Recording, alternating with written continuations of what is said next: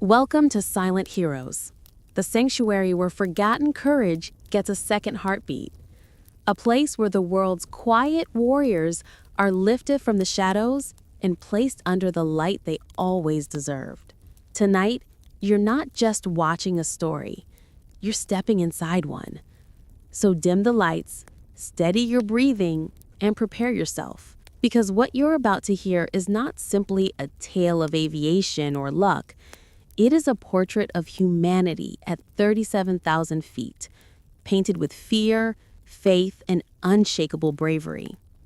It began on flight UA 1172, Frankfurt to Chicago, on a perfectly forgettable Tuesday morning in 2019. The Boeing 777 climbed smoothly into the calm Atlantic sky.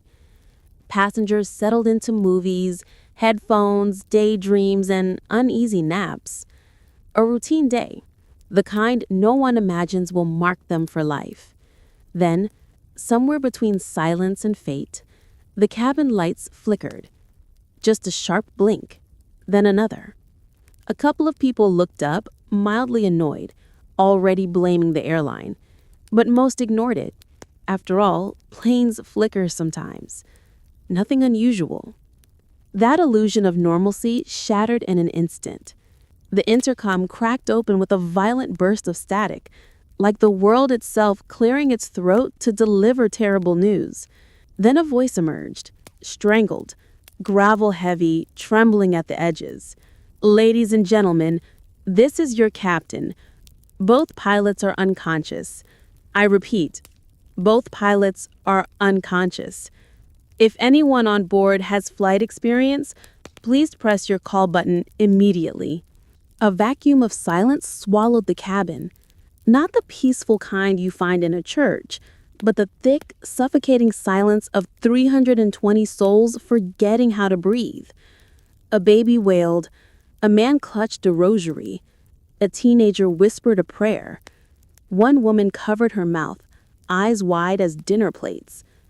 The flight attendants froze, their faces draining of color until they matched the overhead panels. 30 seconds passed, stretching so long and thin it felt like time was cracking under its own weight. Then, one soft chime. Row 42, seat F. A woman rose. Jeans, white sneakers, auburn hair pulled into a no-drama ponytail. She looked like the kind of person you might ask for directions in a grocery store. Nothing about her warned the universe that she was about to hold 300 lives in the palm of her hand. She raised her hand calmly, almost politely, as though volunteering in school. Every head whipped toward her. Every phone lifted. Every heartbeat stuttered. She walked the aisle not with swagger or panic, but with deliberate, grounded confidence, as though her feet recognized the path before her mind did. The senior flight attendant, Maria, met her halfway, her hands trembling so visibly she had to grip the seat backs to steady herself. "Ma'am, do you know how to fly?" she managed. The woman gave a tiny, steadying smile. "I've done it once or twice." Gasps rolled through the cabin like a wave hitting shore. For the first time since the announcement, a thin thread of hope flickered. Maria guided her to the cockpit door. When it swung open, a cold metallic scent, fear, oxygen, and burnt coffee hit them like a slap. Both pilots lay slumped forward, oxygen masks dangling uselessly. Hypoxia had crept in silently, like a thief in the pressurized dark. The woman didn't hesitate. She stepped over them, slid into the captain's seat, tightened the straps, and her hands burst into precise motion across the overhead panel. Buttons, switches, circuit breakers. Her movements were fluid, certain, practiced. She hit the intercom. "This is Captain Emily Carson. Everyone remain seated and belted. We're going to be fine." A 14-year-old leaned toward his mother. "Mom," she said, "Captain." And this was the moment the story cracked open. Emily Carson was no tourist.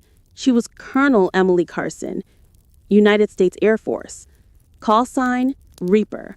One of 8 women ever to command an MQ-9 squadron in combat.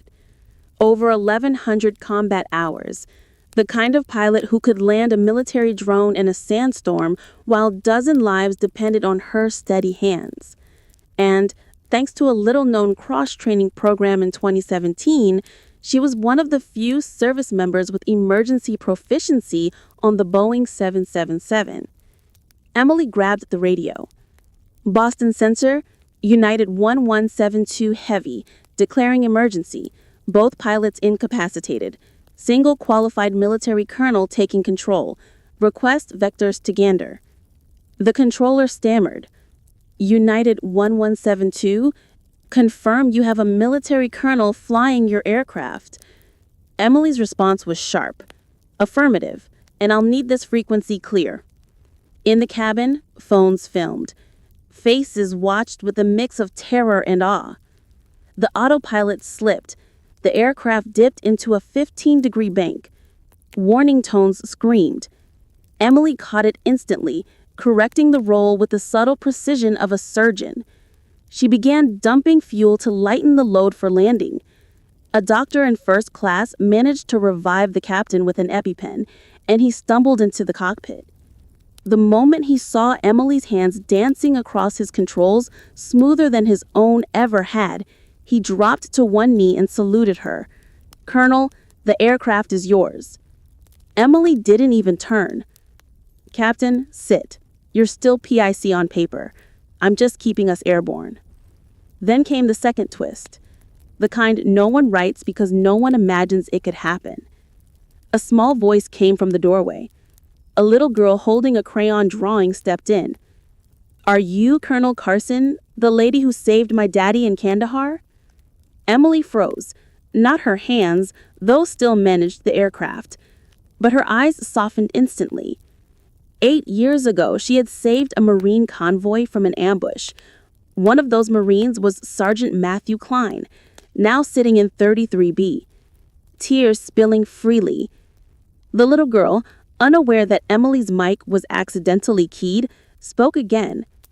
"Daddy said you were an angel with invisible wings. Thank you for saving him, and thank you for saving us." The entire plane heard it. Veterans rose and saluted. Parents cried. Strangers held hands like lifelong friends. Emily's voice cracked once. "Sweetheart, angels don't fly planes. Marines just raise incredible daughters." 47 minutes later, she guided the Boeing 777 onto Gander's runway with such gentle precision that passengers swore the wheels whispered instead of touched. Emily unbuckled, walked back through the cabin, knelt beside the little girl and whispered, "Your dad and I made a promise to bring each other home. Tonight was my turn." What most passengers never learned was what happened in the silent minutes after she left. As medics rushed in and technicians swarmed the aircraft, a young Gander airport worker found Emily sitting alone on a bench near the ferry terminal. He didn't recognize her. Not yet. All he saw was a woman with tired shoulders and eyes that looked like they had carried worlds. He offered her a bottle of water. She accepted it with a small nod, the kind that says more than words. For a moment, neither spoke. Seagulls circled overhead. The wind tugged at her ponytail. Finally, he asked the simplest question. "Are you okay, ma'am?" Emily let out a shaky breath, the kind you release only after holding the world together. She said softly, "People think the hard part is flying. It's not. The hard part is leaving them behind again. They'll go home to their families. They'll tell their stories. And I'll disappear like I always do." The worker didn't know her resume, her medals, or her missions, but he understood something deeper.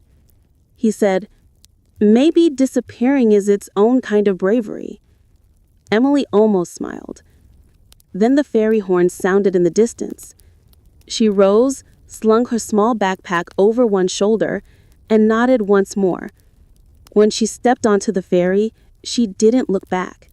And by the time the first news alert hit the passengers' phones, Emily Carson had already vanished into fog and sea spray, heading to wherever fate needed her next.